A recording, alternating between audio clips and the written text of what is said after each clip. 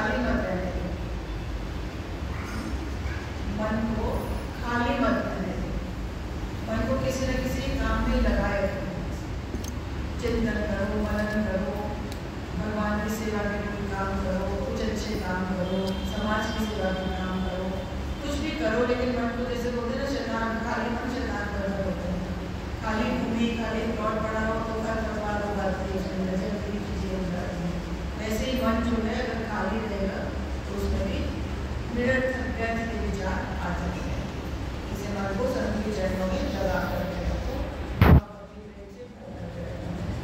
और किसी ने हमें बताया कि महान आत्माएं आती है जाती है, किंतु आता है उनका स्थूल शरीर, जाता है उनका स्थूल शरीर, लेकिन जो सूक्ष्म भाव है, जो उनका शिवत्व भाव है, जो उनका रामत्व भाव है, जो उनका सत्य का भाव है, वो सब यही रहता है, वो लेके नहीं जाते। जैसे गुरुदेव कहते ना कि कमरे में बत्ती जल रही थी और बत्ती जल्दी छोड़ के चला गया।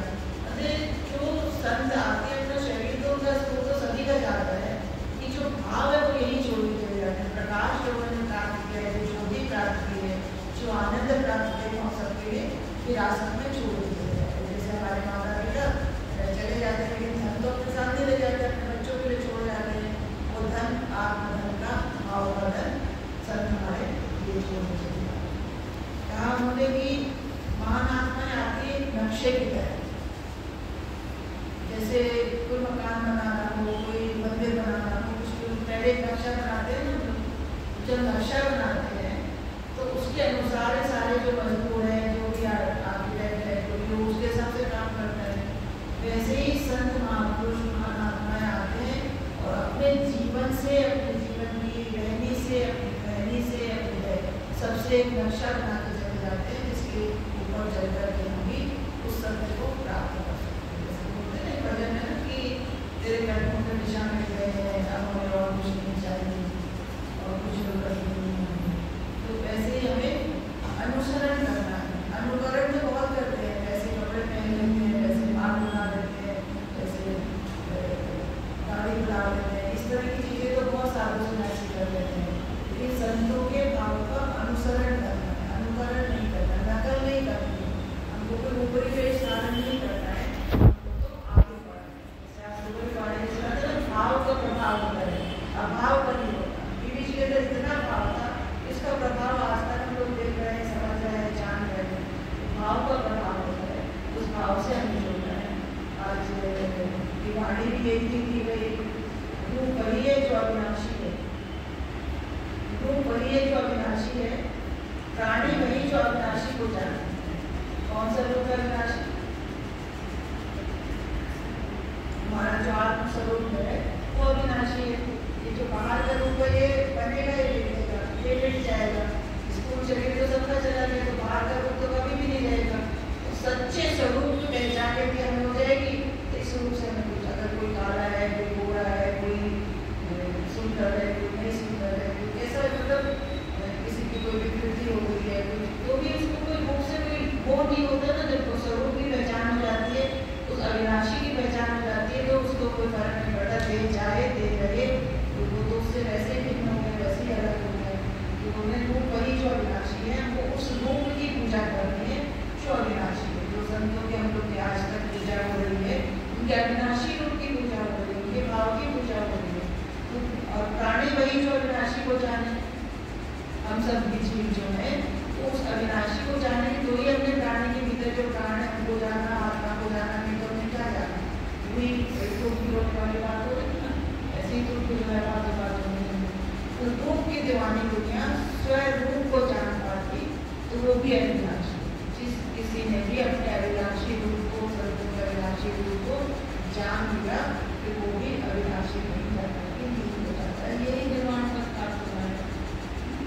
माँ का जब बहुत स्वास्थ्य गिरने लगा था, जब उनके निर्माण के 7-8 दिन पहले उनकी हालत देखी नहीं जा रही थी, जिस तरह से बोल नहीं पा रहे थे, बहुत मुश्किल हो रही थी, कुछ खा नहीं सकते थे, तो आंखों से झरझर आंसू गिरने लगे।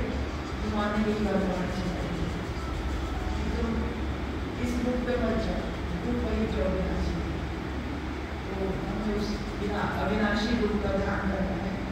और बीबी जी हमें यही कहती है कि इस संसार को जो है एक सराय के समान धर्मशाला के जैसे मानो, यहाँ पे हमेशा नहीं रहना है। हमको थोड़े दिन के लिए आए हैं, जितने दिन के लिए आए उतने दिन हमको सत्कर्म करें, अच्छा करें, भगवान की प्राप्ति करें, भजन करें, भक्ति भाव से करें, तो हमें जीवन में ईश्वर की तरफ चले।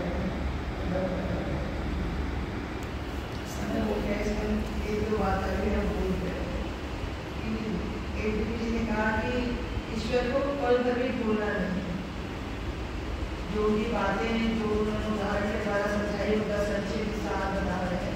ईश्वर को भूलना नहीं है, और जो कुछ भी संसार में करे वो सजग होकर करें, सतर्क होकर करें, होश में करें, जागे जाके करें, अज्ञान की नींद में सोए सोए नहीं करें। जैसे राजकुमार ने दीक्षा ली थी और वो पूछता है कि मैं क्या करूँ, तो कहते हैं कि जो तुम पहले करते थे अगर वही करना था तो फिर मुझे दीक्षा क्यों लेनी थी। बोले पहले तुम अज्ञान की निद्रा में सोए सोए कर रहे थे, स्वार्थ की रश्मि होकर कर रहे थे, अब तुम दीक्षा लेगी, ज्ञान हो गया तुम्हें, अब तुम जागे हुए कर सकता हूँ। तो संसार में रहना तुम्हें, कर्तव्य तो सारे करने ही हमको, अपने सब कुछ अपना करते करते भी हम परमात्मा की ओर अनुभूत हो जाए, हम उसकी ओर चलने लगे, अपने बच्चे की हमें जानकारी हो जाए, जागे हुए करें। वो ईश्वर जैसे कल सुना था कि कहीं भी निगरानी है, वो ईश्वर हमें देख रहा है, वो ईश्वर हमारे साथ है, वो हमें करने वाला है, उसी को सौंप करके समर्पित भाव से हमारे जीवन में